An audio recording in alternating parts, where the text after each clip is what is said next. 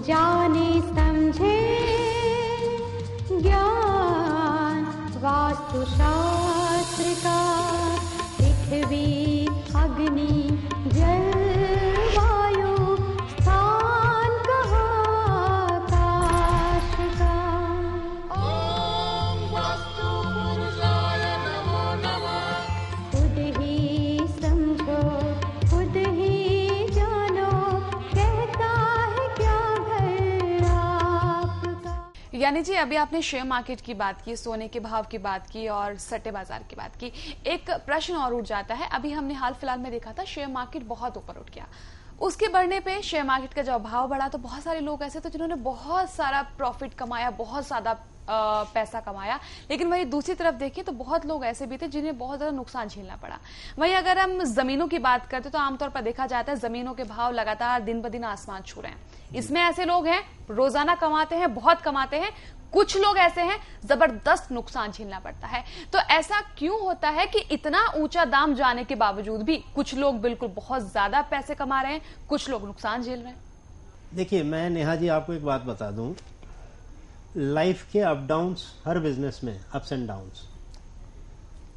अगर डेवलपर्स ने तेजी देखी तो अब मंदी का माहौल है, तो मंदी को भी देखना पड़ेगा।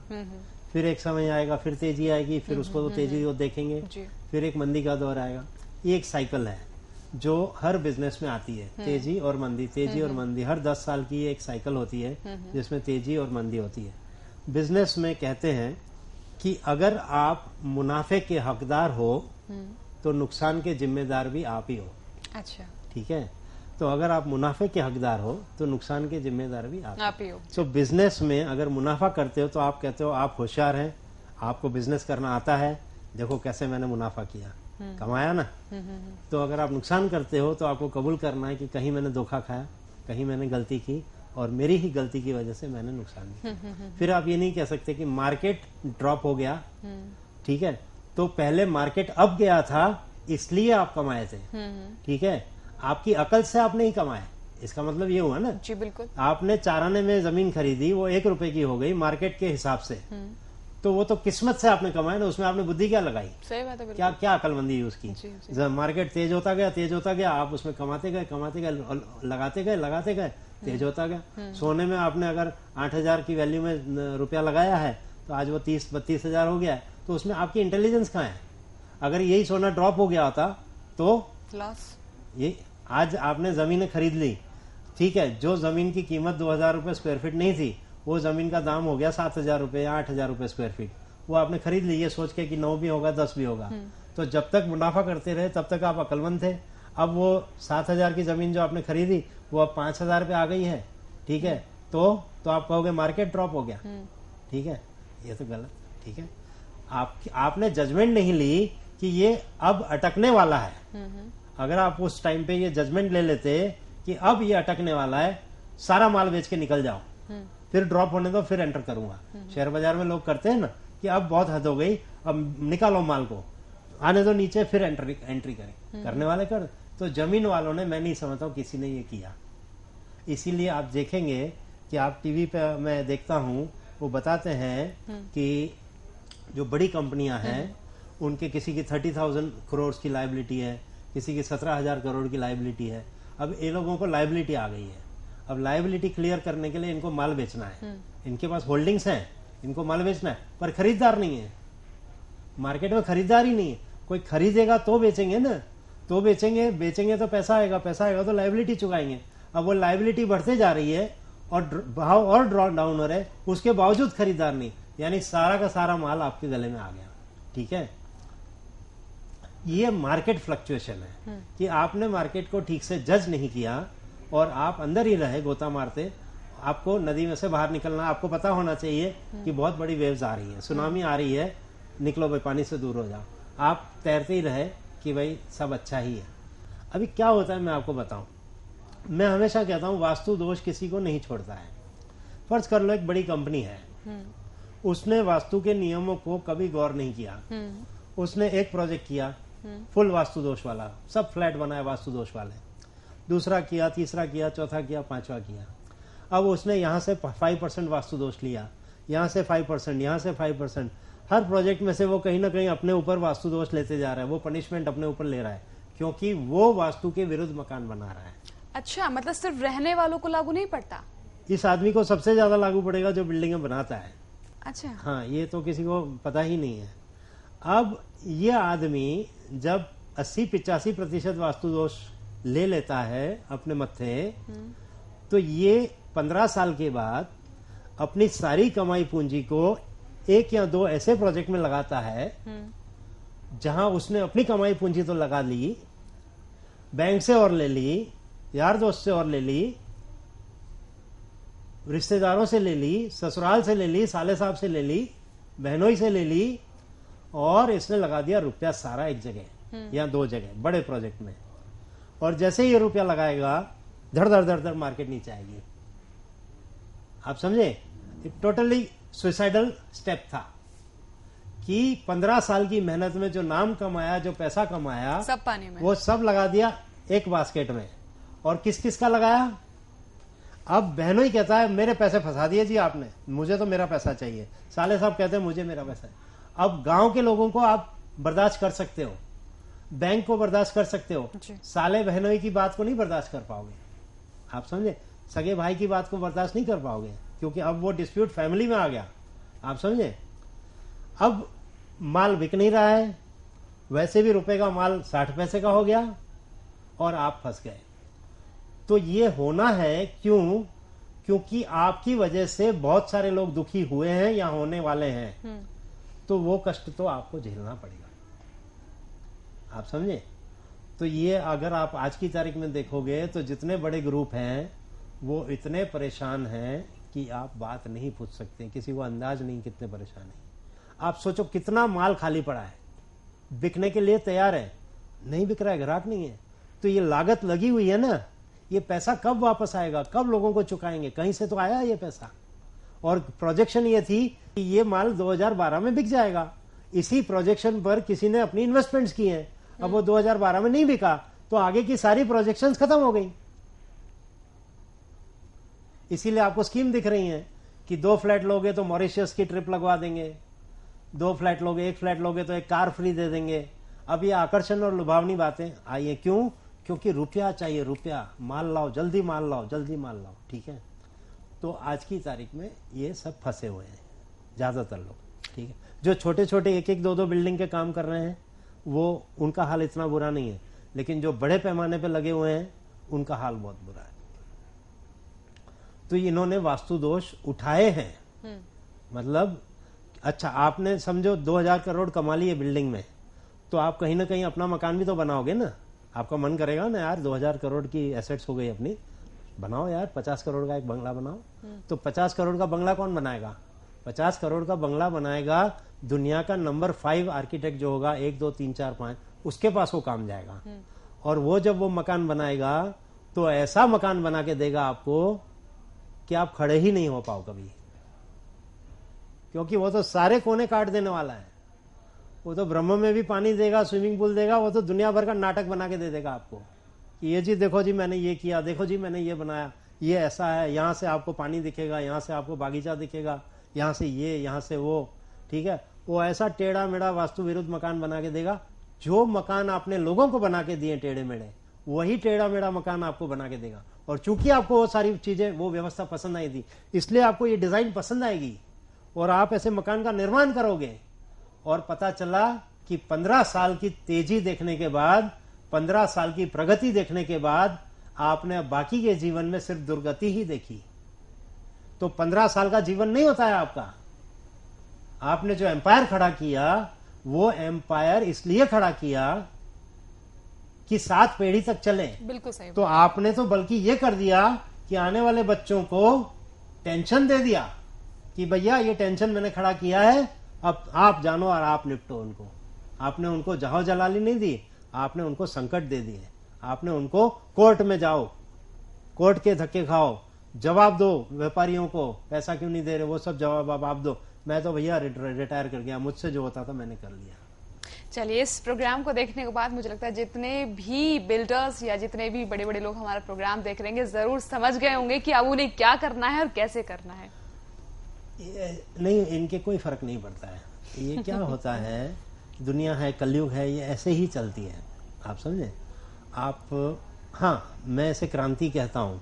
आज हम बोल रहे हैं, 15 साल बाद, 20 साल बाद, 25 साल बाद जब बहुत सारे वास्तुशास्त्री बोलेंगे और जब बहुत सारे लोग दुखी हो जाएंगे, फिर ये धीरे धीरे, कोई भी क्रांति होती है उसमें समय लगता है, ठीक है। पर मुझे पता नहीं क्यों ऐसा लगता है कि गुजरात से बहुत क्रांतियाँ चली हैं, और चूंकि मैं भी गुजरात का रहने वाला हूँ, तो मुझे एक ऐसा लगता है कि ये वास्तु की क्रांति भी वहीं से, मेरा मन कहता है। मैं शायद इसलिए कह रहा हूँ कि मुझे अच्छा लगता है, खुद बोलता हूँ, खुद सुनता हूँ, मुझे अच्छा लगता है, ये भी हो सकता है। पर गुजरात की भूमि ऐसी है कि वहीं से सारे काम, अच्छे काम वहाँ से हुए हैं। चाहे क्विट इंडिया मूवमेंट कह लो, चाहे दूसरा, चाहे तीसरा। परशुराम भगवान ने भी जो दुर्गुनी क्षत्रिय थे उनके साथ 1000 जंग लड़ी थी, वो गुजरात से ही लड़ी थी। कृष्ण भगवान ने भी कौरवों के साथ जंग लड़ने का जो फैसला लिया था वो द्वारका आके लिया था। तो गुजरात की एक ऐसी भूमि है जहाँ से क्रांतियाँ कई सारी हुई है, ठीक है। तो ठीक है, अच्छी भूमि है गुजरात की। चले, फिलहाल जो है हम बात यही कर रहे थे कि इतना ज्यादा जब हमारा बाजार ऊपर उठ गया, फिर भी कुछ लोगों को प्रॉफिट और कुछ लोगों को लॉस हुआ। ये हुआ मार्केट परिस्थितियों से। अब मैं की आपको बताता हूँ कि वास्तु के पहलू से अगर उसे देखें तो ये बिल्कुल। कैसे होगा, ठीक है। आइए मैं आपको दिखाता हूँ। नेहा जी, मुझे बताइए आप यहाँ क्या देख रही हैं? मैं देख रही हूँ कि आपने बनाया है और इस साउथ हमारा कट गया है। कट गया। साउथ क्या है? मंगल का पद है, मंगल का पद, ठीक है जी तो हम कहते हैं यहाँ राहु महाराज है, जी, हम कहते हैं यहाँ शुक्र है, शुक्र महाराज है, और हम कहते हैं यहाँ मंगल है, मंगल और साथ में यम है, जी, ठीक है। यहाँ मंगल है। तो आपके मकान में मंगल का पद कट गया, ठीक है। एक भाई साहब एक शहर से मेरे ऑफिस में आए अपने मकान का नक्शा लेकर के, जिसमें मंगल का पद उनका कटा हुआ था। जी, मैंने उनसे कहा, ऐसे ही बात में मैंने उनसे कहा, मैं कहा सर आप एक काम करना, मेरी एक सलाह मानना, आप चाहे जो काम करते हो जरूर करना, लेकिन कभी जमीनों का काम मत करना, मैंने उनसे कहा। तो उनके हंसी छूट गई, उनके हंसी छूट गई। मैंने कहा क्या हुआ? बोले ज्ञानी जी पहले तो ये बताओ कि क्यों मैं जमीन का काम नहीं करूं। तो मैंने कहा देखो ऐसा है कि आपके घर में मंगल का पद कट गया है, और जब मंगल का पद कट जाता है तो ऐसे लोग भूमि के साथ जब काम करते हैं तो वो नुकसान ही करते हैं।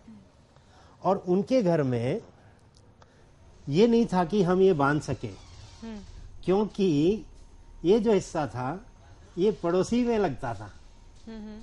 तो ऐसा नहीं था कि ये दीवार तोड़ के पीछे ले लें, ये संभव नहीं था। यानी ये पड़ोसी का हिस्सा है, तो आपको खरीदना पड़े, और वो क्यों बेचेगा, ठीक है। तो ये ऐसा था। तो निवारण तो हमने खैर कर दिया, हाँ, तार, लेकिन मैंने उनको ये सलाह जरूर दे दी। निवारण करने से पहले की बात है, जब मैं उनका नक्शा देख रहा था तब की बात है। मैंने कहा मंगल जो है वो भूमि का कारक है। वो कहते हैं ना कि यार ये डेवलपर, ये बिल्डर है, इसका मंगल बहुत बलवान है। लेकिन मैं हमेशा कहता हूं कि ज्योतिष शास्त्र के ऊपर वास्तु हावी है। तो मैंने तो वास्तु में देखा कि मंगल का पद नहीं है, तो मंगल का पद नहीं है मतलब इसका मंगल खराब है। पर अब ज्योतिष जन्म पत्री में चाहे इसका मंगल कितने ही अच्छे गुण वाला हो, वास्तु में अच्छा नहीं है तो इसको नुकसान ही करेगा, ठीक है। तो मैंने उसको ये सलाह दे दी, तो वो हंस दिया, और उसने कारण पूछा तो मैंने कह दिया कि मंगल जो है वो भूमि का कारक है, और आपके वास्तु में मंगल है ही नहीं, इसलिए आपको भूमि का काम नहीं करना चाहिए, सिंपल, ठीक है। मैंने कहा अब आप बताओ कि आप हंस क्यों रहे हो। बोले आप एक नक्शा साइड में रख दो, उसके ऊपर पेपर वेट रख दो, और अपन चाय वाय मंगाओ, मैं आपको कुछ बताता हूँ। तो बोला जिस शहर में मैं रहता हूँ उसकी 40% जमीन का मालिक मेरे दादाजी थे। मेरे दादाजी उस शहर की 40% लैंड के ओनर थे। मतलब यूं कह लो उसके दादाजी इस शहर के राजा थे। बिल्कुल, क्योंकि जो पुराने जमाने में राजे रजवाड़ों के पास ही सारी जमीन, तो राजा थे, ऐसा मान के चलो। इस मकान में रहने के बाद बोले हमारी जमीनें कब बिक गई हमें पता ही नहीं चला, लेकिन आज की तारीख में भी वो कहता है कि फला स्कूल जो है वो हमारा है, जो हमारे दादाजी ने बनवाया था, चैरिटेबल स्कूल, जहां बच्चे आके पढ़े, ट्रस्ट कि चलो यार हमारे पास इतनी दौलत है तो स्कूल भी बनवाया, हॉस्पिटल भी बनवाया, बहुत सारी आम पब्लिक के लिए कुछ न कुछ बनवाया, लेकिन मैं उस स्कूल को बेच नहीं सकता हूं, लेकिन मैं इस अस्पताल को बेच नहीं सकता हूं। इस जमीन में हमारे जो नौकर चाकर थे वो रहते थे, आज भी रहते हैं, मैं उनको खाली नहीं करा सकता हूं। तो लाख फुट जगह वहां चली गई, लाख फुट यहां चली। बोले आज की तारीख में खाली एक टुकड़ा है जिसके अंदर मैंने लॉन बनाई हुई है, प्राइम लोकेशन है, एक छोटा ऑफिस बनाया है, और साल में 65 दिन वहां शादी की पार्टियां होती हैं। ठीक है, वो भी इसलिए क्योंकि उसके ऊपर भी कुछ ऐसे टेक्निकल फॉल्ट हैं कि मैं उस पर बिल्डिंग नहीं बना सकता हूं, लेकिन चूंकि वो मेरी मालिकी का है तो मैंने सिर्फ उसको लॉन वॉन कर दिया है, और वहां शादियां होती हैं साल में 65 दिन, 70 दिन, 75 दिन, उसमें से जो किराया मिलता है जमीन का, उससे मेरा घर चलता है, उसी से मैं आपके यहाँ आया हूं, उस पैसे से। तो बस एक टुकड़ा है, वो जो भी पैसा आता है उससे मेरा घर चलता है, और बाकी के पैसे वकीलों को फी में देने चले जाते हैं कि भाई ये जो जमीनें जो बच गई हैं इनको सुलटाओ तो मैं इनको बेच सकूं और बेच करके इनमें से कुछ पैसा कमा सकूं।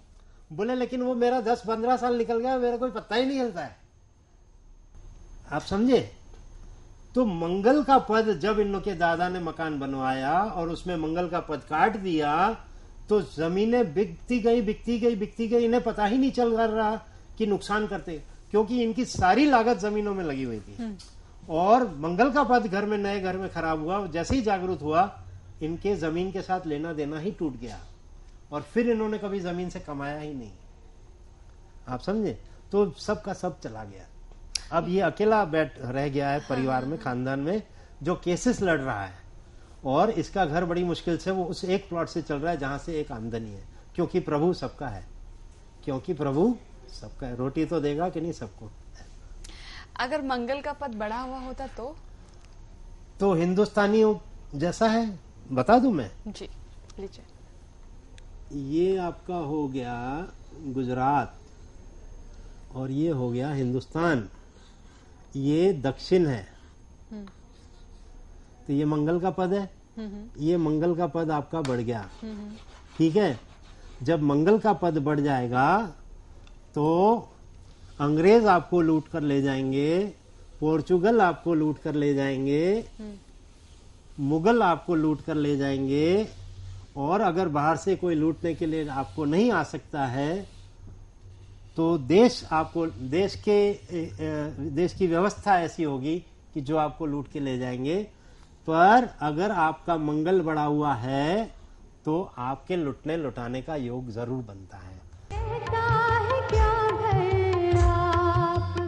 अगर आप भी पूज्य दादाजी का आशीर्वाद प्राप्त करना चाहते हैं तो स्क्रीन पर दिखने वाले नंबर पर अपनी समस्या या रोग बताकर परम गुरु का आशीर्वाद प्राप्त कर सकते हैं। ये सेवा निःशुल्क है। हमारा पता है Vastu associates, 65 Sampat Rao colony, RC Dutt road, Vadodara, Gujarat.